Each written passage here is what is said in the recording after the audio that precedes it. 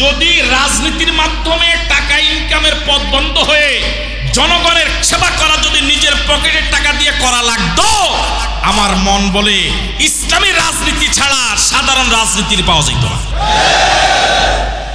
আর আপনারা মাথা বিক্রি করে করে সে টাকা আনে, এই জাতীয় ধান্দাবাজদেরকে আর সমাজ উঠতে দেওয়া যাবে না।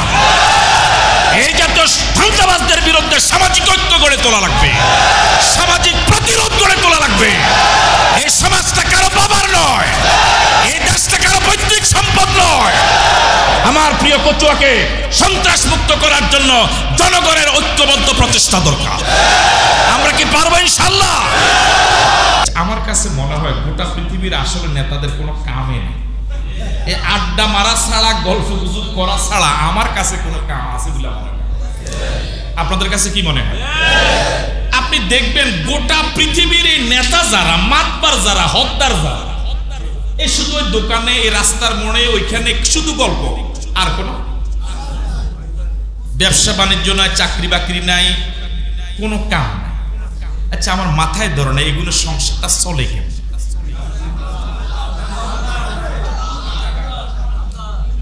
আমার একটু বুঝাই দেন তো আপনারা। ব্যাংকে যারা চাকরি করে 8-10 ঘন্টা ডিউটি করে, ব্যাংকে যারা চাকরি করে তারা কিন্তু অনেক সময় আত্মীয় স্বজনের বিয়ে শাদীতেও যেতে পারে না। যারা ইমামতি করে, নুরুল মাদ্রাসা চাকরি করে, মাদ্রাসা চাকরি করে 8-10 ঘন্টা বেতন চাকরি করে, 10-15 হাজার টাকা বেতন, এরপর সংসার ভালো চালাইতে পারে না। সমাজের এরকম কিছু মাতবার আছে, কোনো চাকরি নাই, ব্যবসা নাই, বাণিজ্য নাই, কিচ্ছু নাই, কিন্তু বাজারের সবচেয়ে বড় মাছটা কান্না ধরে লইয়ে গেল। সুবহানাল্লাহ।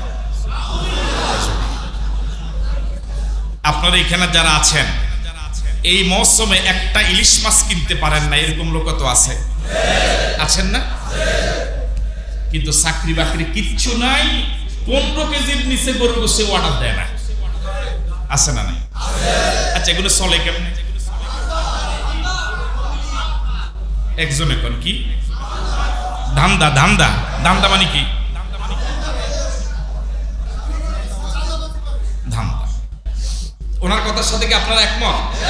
হ্যাঁ, আমার কাছে মনে হয় আরেকজনের যদি জিজ্ঞেস করে, কি ভাই, ও যে বাজার থেকে খুব বড় বড় মাছ নিয়ে যায়, 15-20 কেজি গরু গোশ নিয়ে যায়, রাজনীতি করে।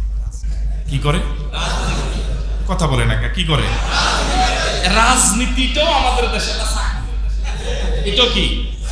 রাজনীতির মাধ্যমে যদি টাকা পকেটে আসার পথ বন্ধ হয়ে যায়, আমার মন বলে এই দেশে এত নেতা পাওয়া যাবে না। এখন তো সমাজে নেতার সংখ্যা কম, কর্মীর সংখ্যা বেশি। আমরা সুর দিয়া যা কই তাই ওয়াজ। এখন সমাজের নেতা বেশি না কর্মী বেশি? হ্যাঁ, কর্মী নাই। আপনি ওনারা জিজ্ঞেস করেন, আমি তো ওয়ার্ড সভাপতি, উনি সহ সেক্রেটারি, উনি কেশিয়ার, অর্থ সম্পাদক, মানে যারে জিজ্ঞেবেন পদ একটা, কর্মী নাই। আমি কি কথা বুঝতে পারলাম? যদি রাজনীতির মাধ্যমে টাকা ইনকামের পথ বন্ধ হয়ে জনগণের সেবা করা যদি নিজের পকেটের টাকা দিয়ে করা লাগতো, আমার মন বলে ইসলামী রাজনীতি ছাড়া সাধারণ রাজনীতির পাওয়া যেত না। শুধু গল্প গুজব, হ্যাঁ, কারে মামলা দিবে, কোন ধারায় দিলে জামিন হবে না, কিভাবে আটকানো যায়, কিভাবে তার বাড়ি দখল করা যায়, শুধু গল্প গুজবের ভিতরে আলোচ্য বিষয় এটাই। সত্য বলেছি? সত্য বলেছি? আমি আপনাদেরকে বিনয়ের সাথে আরজ করি, ভাইরা, আপনি যদি রাজনীতির এই সাধারণ মানুষ যারা, আপনারা তো রাজনীতি করে তেমন কিছুই পান না, কিছু পান? যদি এরকম হতো যে আপনি রাজনীতি করে 10 লক্ষ টাকা ইনকাম করেছেন, 50 লাখ টাকার বাড়ি করেছেন, তবু তো একটা মনে সান্ত্বনা দেওয়া যেত যে দুনিয়ার কিছু পাইছে। পায় কয়জনে? কথা কয় না কেন? মাত্র অল্প কয়েকজনে। তো ওর আঙ্গুল ফুলে কলা গাছ হয়, আর আপনি সাধারণ মানুষ আগে যেই, কথা কয় না কেন?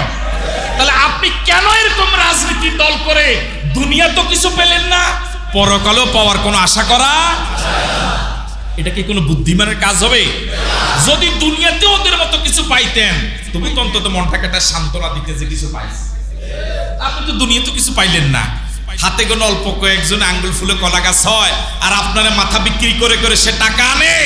এই জাতীয় ধান্দাবাজদেরকে আর সমাজে উঠতে দেওয়া যাবে না। এই জাতীয় ধান্দাবাজদের বিরুদ্ধে সামাজিক ঐক্য গড়ে তোলা লাগবে, সামাজিক প্রতিরোধ গড়ে তোলা লাগবে। এই সমাজটা কারো বাবার নয়, এই দেশটা কারো পৈতৃক সম্পদ নয়। আমার প্রিয় কচুয়াকে সন্ত্রাস মুক্ত করার জন্য জনগণের ঐক্যবদ্ধ প্রচেষ্টা দরকার। আমরা কি পারবো ইনশাআল্লাহ? এই খেটে খাওয়া মানুষ, এই সাধারণ মানুষ, এই আল্লাহওয়ালা নবীওয়ালা মানুষদেরকে মাথা বিক্রি করে কিছু লোক ধান্দাবাজি করে সমাজটাকে অশান্ত বানাবে, সমাজটাকে কি বলে এটাকে খারাপ বানাবে, এই সুযোগ আর মনে হয় দেওয়া ঠিক হবে না। আপনি কি আমার সাথে একমত? মনে থাকবে তো মসজিদ থেকে বের হওয়ার পরে? থাকবে তো ইনশাআল্লাহ?